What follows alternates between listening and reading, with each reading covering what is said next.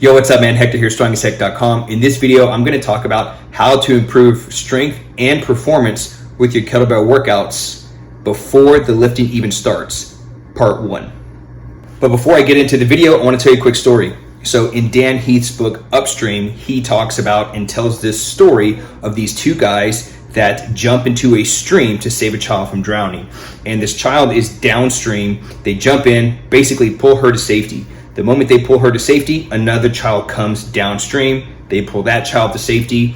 Right after they pull that child to safety, another child comes. This continues for a period of time until the two guys are just pretty much completely exhausted. When out of nowhere, one of the guys wades out of the water and starts working his way upstream. And the guy that he leaves behind, he's basically like, hey dude, like, are you gonna leave me here all by myself to try to save these kids? And the guy says, no, I'm actually going upstream so I can knock out the dude that is throwing all these kids in the water. So what does that have to do with strength training? Similar to this upstream decision making, we want to be able to boost performance and solve any potential problems before they occur when it comes to our strength training. I call these upstream strength strategies. Our philosophy at Hardstyle is pretty simple. It's broken up into two philosophies. So philosophy number 1 is what we call the strength engine. Within the strength engine, you have 3 sub-engines that power that. Philosophy number 2 is the power engine. And within the power engine, you've got 3 sub-engines that power that as well. But today I want to talk about the strength engine. Think of the strength engine as like a 3-part filter. And essentially it's minimalism at its best. And so the first part of the strength engine is taking a less is more approach. This filter is based on skill, technical skill. It's based on looking at your training as a practice and not as a workout. It's based around learning how to deploy the professional application of tension. And it's knowing how to maximize leverage through posture and positioning. So think of these as the intangibles of strength training. So when you're going to start an exercise program, or you're going to start a kettlebell program, or if you're new to kettlebells, the first thing that we want to understand is it's essential to take a less is more approach. So one of our other philosophies of Hardstyle has always been to earn your training. If you're new to kettlebells, even if you're an advanced lifter, anytime you're doing anything new, it's essential that you practice it and you earn the right to train. You earn the right to roll when it comes to Jiu-Jitsu, right? So if you're learning a new game in Jiu-Jitsu, if you're practicing a new position, you're not going to be good at it, right? So trying to deploy that in the middle of a roll, you're going to default to what is it you know. Or when you're trying to do that new game, you're going to get your guard passed, what have you. But it's essential to practice that drill over and over and over, and then in time, once you understand the concept of it, once you practice it long enough, it will manifest into your role.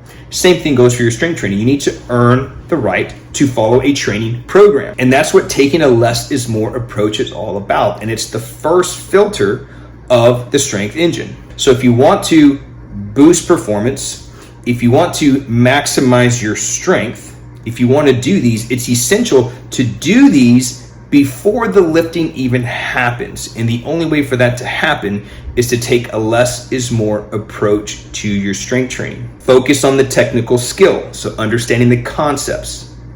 Then taking those concepts and putting them into practice versus trying to work out all the time. Learn the professional applications of tension. And through that, you can learn how to maximize leverage through posture and positioning.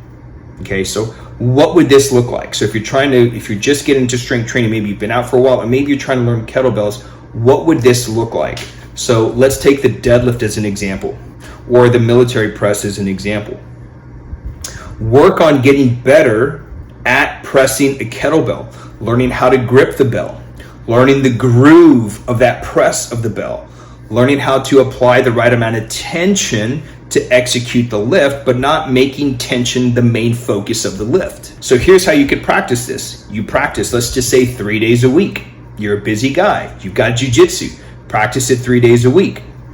Day 1, i.e. Monday, set a timer for 15 minutes and practice these skills for 15 minutes. Keep your reps between 3 to 5 repetitions. Day 2, i.e. Wednesday, practice for 20 minutes or 25 minutes. Soon as the time is up, you're done. Then the third day, I recommend like either a Friday or Saturday, set a timer for 30 minutes and practice these skills, sets of 3 to 5, and just practice. You're not trying to work out.